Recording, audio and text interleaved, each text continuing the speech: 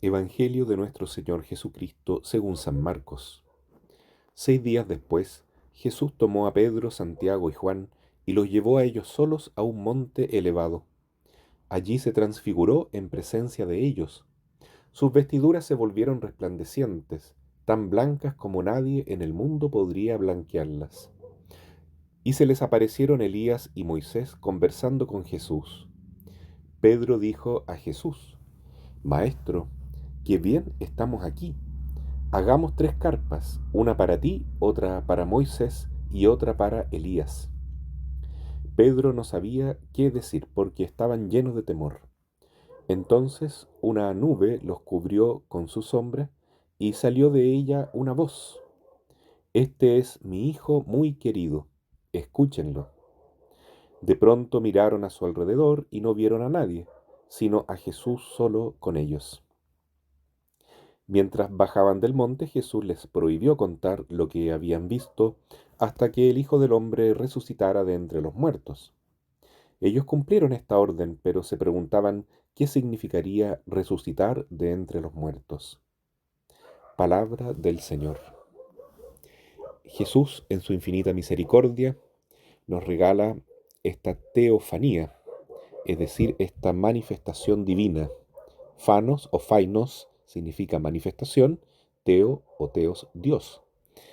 Y en la Biblia vemos diversas manifestaciones divinas, como por ejemplo en Éxodo 3, cuando Dios se revela a Moisés en el desierto, en la forma de una zarza ardiendo, y le dice su nombre inclusive: yo soy el que soy, Éxodo 3:14.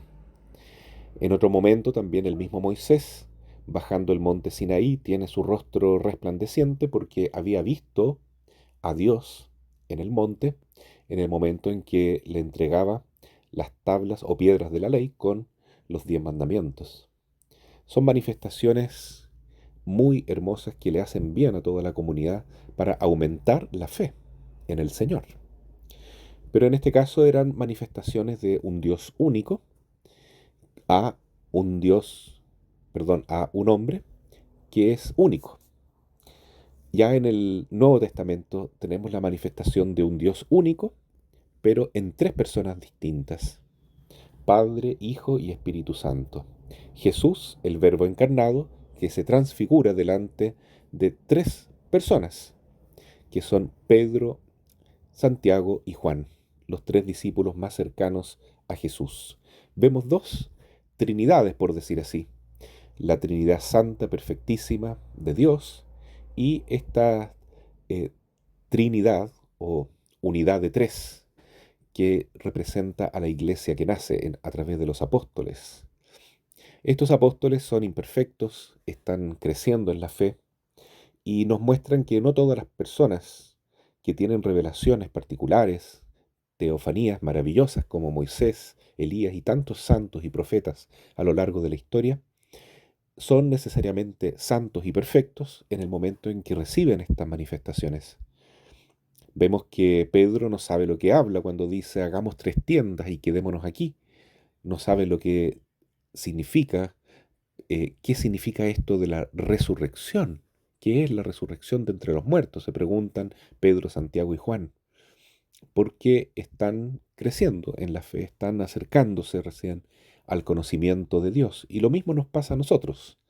Aunque tuviéramos manifestaciones gloriosas de Dios, es posible que nuestro corazón, todavía muy lleno de nosotros mismos, de pecado inclusive, necesita crecer, necesita madurar para llegar a la plenitud de la fe y del encuentro o de la unión con Dios.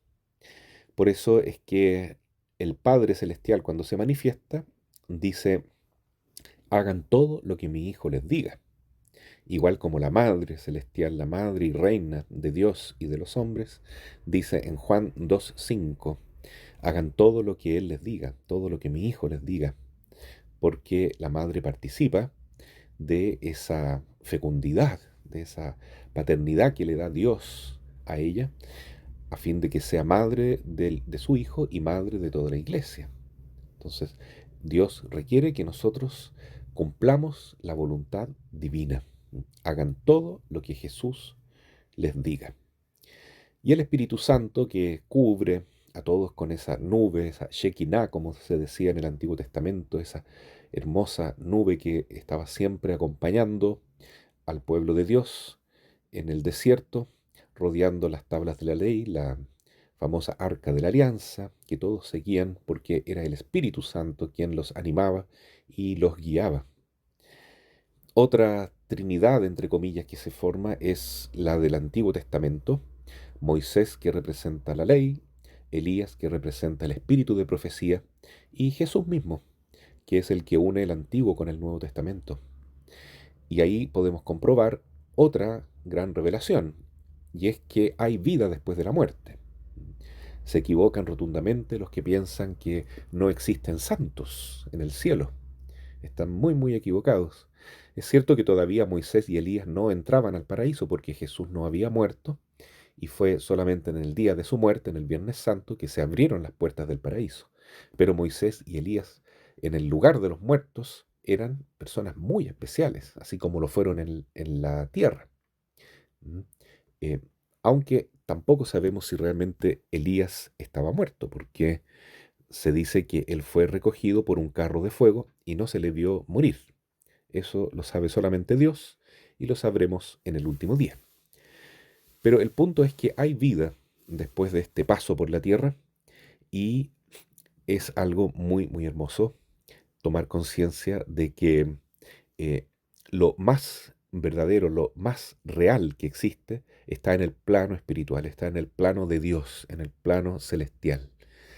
Por eso es importante esta revelación, esta transfiguración, que nos ayudará mucho en nuestro día a día, para que no nos quedemos tan apegados a lo terreno, para que no nos desanimemos en las tribulaciones, en las pruebas, y tomemos conciencia de que todo esto es pasajero, y que lo que nos espera, si somos fieles, es una eternidad gloriosa en la presencia de Dios, donde la transfiguración no será pasajera, sino que será un presente eterno, un momento que nunca acaba, porque para eso nos ha llamado Dios, a participar cada vez más y más de su divinidad, de su manifestación y de su felicidad en la gloria.